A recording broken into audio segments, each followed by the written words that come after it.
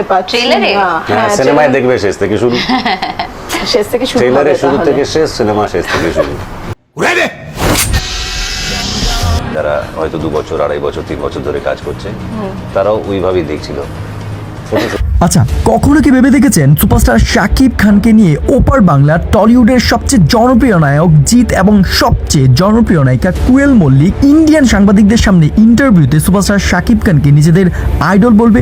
Basically এটা শুনতে স্বপ্নের মতো মনে হলেও বাস্তবে এমনই ঘটেছে। এবছরের সবচেয়ে আলোচিত সিনেমা তাণ্ডব রিলিজের পর এর জনপ্রিয়তা, শাকিব খানের অ্যাক্টিং এবং তাণ্ডবের সাফল্য নিয়ে সাম্প্রতিক সময়ে জিৎ এবং কোয়েল মল্লিক এমন কিছু কথা বলল যেটা জানার পর আপনার চোখ লিটারালি ভাই কপালে উঠতে বাধ্য হবে। আই হোপ ঘটনা যা হলো সেটা হচ্ছে যে সম্প্রতি এক ইন্টারভিউতে সুপারস্টার শাকিব খান সম্পর্কে প্রশ্ন করা হয় এবং উত্তরে জিৎ কোয়েল বলেন, যখন শাকিবের তাণ্ডবের ট্রেইলার গানগুলো দেখেছিলাম তখন হাঁ করে তাকিয়েছিলাম এবং মনে মনে ভাবছিলাম এত সুন্দর অভিনয় কিভাবে সম্ভব। আমরা তো আমাদের কেরিয়ারে এমন দুর্দান্ত বাংলাদেশি কোনো নায়কের অভিনয় দেখিনি। আমার কাছে মনে হয় এমন একজন মানুষকে আইডল হিসেবে আমরা যদি মনে করি তাহলে অবশ্যই আমরাও একদিন তার মতো জনপ্রিয়তা লাভ করতে পারবো।